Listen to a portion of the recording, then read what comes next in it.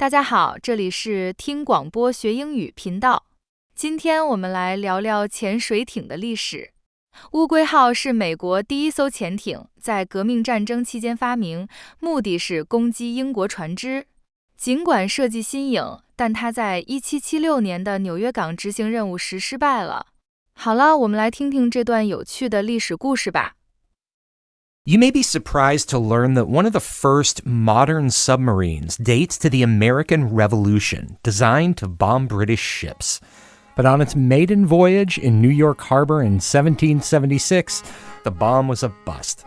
It was ahead of its time, maybe a little too ahead. And you can see a replica of it at the Connecticut River Museum in Essex. This is Off the Path from WSHU Public Radio. I'm Davis Donovan, and this season is all about nautical stories. That's why we've nicknamed it Off the Plank. And don't forget, stick around at the end of the episode for a sea song by the Ranzo Boys. Inventor David Bushnell grew up in a large farming family in Connecticut. And he was not really interested in farming. Amy Trout is with the Connecticut River Museum in Essex. He ended up going to Yale at kind of an advanced age of age 30 or 31. But he went there because he was very interested in technology of the period. And what David really liked to do in life is blow things up. Specifically, things in the water. This was early in the days of the American Revolution. The American side had been experimenting with underwater explosives for a while, or at least a rudimentary form of them. Americans were releasing kegs of black powder and hoping that if it hit something, it would generate a spark and explode. Like floating landmine. Exactly. And that kind of activity was considered a nuisance, and it was watched by the British. So they were on guard for that kind of thing. So Bushnell thought it might be useful to build an underwater clandestine structure, a submarine. There had been some experimentations all over the world throughout history. There were things like Roman diving bells. Aristotle wrote about them. Greeks and Romans would go underwater in upside-down cauldrons. Much later, a 17th century Dutch inventor built the submarine and managed to stay underwater for a little while. He even took King James I underwater with him on the trip. The problem was you really couldn't sustain a person underwater for long periods of time and make it mobile and nimble. And that was the challenge. This is in times before factories were producing metal parts and shaped parts. So this all had to be handcrafted. Bushnell had a New Haven-based clockmaker named Isaac Doolittle craft a lot of the brass gears and levers. Doolittle was also probably the one who designed and built an underwater propeller, solving that mobile and nimble problem.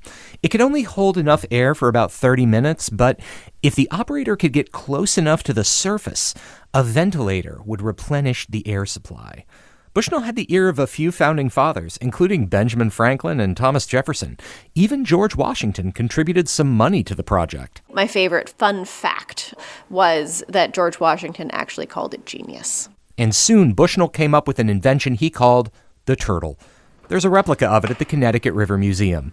It's a wooden structure, a vessel, and it's called the turtle because it actually has an appearance of two turtle shells or tortoise shells sort of together, forming this unusual shape. It looks more like a big wooden acorn to me. It's a very odd shape, but it proved to be effective for both buoyancy and balance and travel. So it was actually kind of an ingenious shape. It's got a few propellers and what looks like a drill bit sticking off the top as well. What are some of the things that, I'm trying not to use the term doodads. Well, what you're looking at are propellers that actually help make it move. So a pilot went inside the turtle by going up on top, and that hatch opens up. It's watertight once it's shut. And then he has levers that he is manipulating inside the turtle, one to make the vessel go back and forth, and one to make it go up and down. And that thing that looks like a drill bit, that's basically what it is. And it's there so the turtle can achieve its goal of drilling into a ship from below and attaching a small bomb to the bottom. Amy Trout says the colonial soldiers probably snuck the turtle to Governor's Island in British-occupied New York Harbor in the dead of night. A pilot climbed into its cramped interior. They used what's called foxfire fungus, a bioluminescent growth found in the deep woods. They stuck it around the pilot's gauges. Secretly and quickly go underwater to the bottom of whatever vessel that you want to attach the bomb to. In this case, it was the HMS Eagle in New York Harbor. And that was the greatest British warship present in New York Harbor. And hopefully that bomb on the bottom of that ship would explode and create a hole in the bottom of the ship that would sink the vessel. The turtle and its pilot set off into the harbor. They chugged slowly through the waters, the pilot furiously cranking the handles that operated its two propellers. Almost like a one-man band finding his way to the bottom of that vessel. And once he felt he was bumping up against the bottom of the vessel, then he tried to screw in the drill you see on top of the turtle. That had a rope attached to it to what essentially looks like a barrel, but it's a barrel full of black powder with a clockwork mechanism inside. A rudimentary bomb, complete with a timer. Then the clockwork mechanism started to move, and it started to tick down. The pilot scrambled to affix the barrel. It didn't happen. He got to the bottom of the ship.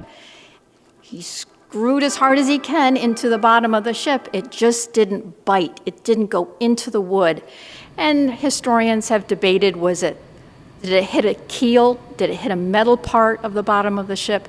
Maybe it didn't have enough pressure along it so that he could actually screw in tight enough. It's all historical speculation. We don't know. I can't seem to drive it into the wood. It won't hold. The museum has an interactive version of the turtle where you can climb inside and pretend you're operating it while an actor narrates the events of that night.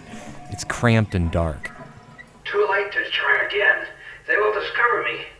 So he released the bomb and moved away from the vessel. The bomb floated away and exploded some distance from its target, but it did explode, proving that the bomb would have gone off if it had been secured properly. The turtle went on 2 other missions, but those also failed to secure the bomb. The fate of the submarine itself is unclear. The British claim to have sunk it on a mission. The inventor, David Bushnell, claimed he retrieved it and took it with him when he moved to Georgia. We may never know. But there were doubts over the years whether or not the turtle was even successful as a submarine. So in 1976, for the American bicentennial, 2 local Connecticut inventors created a replica turtle, according to David Bushnell's original specifications. And in a big ceremony with the governor present, a pilot took it underwater, here on the Connecticut River next to the museum. And he went under, people shot a cannon at it, it went under a boat, it worked. People shot a cannon at it? They did, yes. It was really in the spirit of the bicentennial. I'm assuming the cannon didn't hit it. No, it avoided any gunfire, and it proved that it could actually travel underwater. And you can see that replica at the Connecticut River Museum in Essex and step back in time to the days of the Revolutionary War. This is Off the Path from WSHU Public Radio. I'm Davis Donovan. And there's a pretty well-known folk song with a surprisingly similar story to that of the turtle, only with 2 important differences. The person trying to sink the ship isn't in a submarine, they're just swimming in the water. And they do sink the ship. The song predates the turtle by at least 150 years. It's had a lot of different names over the ages. This is the Green Willow Tree. That's Lafayette Matthews of the Ranzo Boys. There's many variants of this ballad, also called the Golden Vanity. We learned this jaunty version from Frank Warner. It's an example of another daring venture to sink a ship, and like the turtle, not all goes to plan. Well, there was a ship a-sailing on the North America. She went by the name of the Green Willow Tree, sailing o'er the lonesome lowlands low, so level and so low. Well, we hadn't been a-sailin' but 2 weeks or 3, till we was overtaken by the Turkish reveille, sailin' o'er the lonesome lowlands low, so level and so low. Well, up spoke the captain, whatever shall we do? The Turkish reveille will surely cut us all in two, sailing o'er the lonesome lowlands low, so level and so low.